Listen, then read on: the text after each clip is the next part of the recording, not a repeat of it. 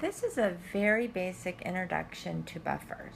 You'll have more hands-on experience with buffers in lab. A buffer is a solution who has a pH that will change very little when you add an acid or a base. So this is an important part of a solution that needs to maintain a pH. So I like to think of the job of a buffer is to maintain pH. Okay, so that's its job. And I just want to write it down. Maintains pH. Now, a common misconception about buffers is that they make the solution neutral. And that's not true. It depends on the components of the buffer. And so the buffer is made of a weak acid and its conjugate base. And so it depends on the pH that the buffer will maintain will depend on the strength of the weak acid as well as the ratio that you have between the weak acid and its conjugate base. So when you create a buffer, you take weak acid and you take a solution of its conjugate base and you mix them together. So commonly you could put a 1-to-1 ratio, but if you need a different pH to be maintained, you can change the ratios. Now, if you change the ratio too far away from 1-to-1, sometimes the buffer is not as effective. A buffer is not infinitely effective, meaning you can swamp out a buffer by adding too much acid or too much base, where then the buffer doesn't work right. Now, our body has important buffers in our blood system because we have a very narrow range of blood pH. It's around 7.4, between 7.35, 7.45. And so our body has several buffer systems that work within our blood to maintain the pH in that narrow range. So that's the job of the buffer. And I mentioned that the buffer is made of a weak acid and its conjugate base. And so what happens by having two components in a buffer, the weak acid can react with the added base, the hydroxide, and the conjugate base can react with the added acid, the hydronium ion.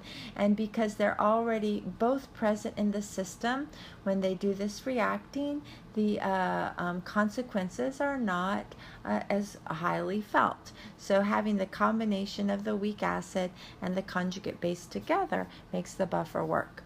And in your textbook, they have some examples of that describe how it would work when the acid and the base is being added. So if you are interested in that, you can look a little bit further. Now below I wrote 3 combinations and wondered, would any of these combinations work as a buffer? So the first off, we look, well, a buffer has to have a weak acid. And so looking here, this is an acid, HBr, but if you go back to the acid page or Google it or look in your notes, you'll find that HBr is a strong acid. Okay, so strong acid, you cannot have a strong acid to work as a buffer. So this example would not be an effective buffer because HBr is a strong acid. Okay, so that one's out. Now the second one, here's HF. Now HF is a weak acid. So that's a good start. And so you need a weak acid. And then you also notice that the second part of it, you need a conjugate base. Well, first of all, I think, okay, well, what is the conjugate base? Well, remember, to become a conjugate base, that's what happens when the acid donates its proton. So let's remind ourselves. So we have HF. And if I get rid of my proton, then I would no longer have the H, so I would just have an F. And then if every time you lose a plus, you get a minus. So the conjugate base is F minus. That's the conjugate base. And so then you might automatically look and think, well, KF, that's not F minus. But here's the trick, and this is why I wanted to point it out to you. The problem is you can't buy a bottle of F minus. We don't have ions that just exist kind of by themselves. So what you do is you buy a salt or an ionic compound that has your conjugate base in it. Then remember, ionic compounds dissolve when they are dissolved in water. They dissociate or fall apart. So what is going to happen when you put KF into solution, it's an ionic compound, it's going to form K plus and F minus, and there you go. Now floating around in the solution is the conjugate base.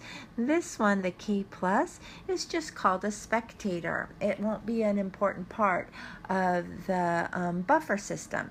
But I would have, by adding these two together, I have the acid and its conjugate base. So this one here, the second one, that is a buffer. That could be used as a buffer. Now here's another one. This is acetic acid, CH3COOH. It's that carboxylic acid. Here's the hydrogen. But notice it's alone. So this is a weak acid, but without its conjugate base, it cannot be used as a buffer. So the acetic acid alone would not be able to be a buffer.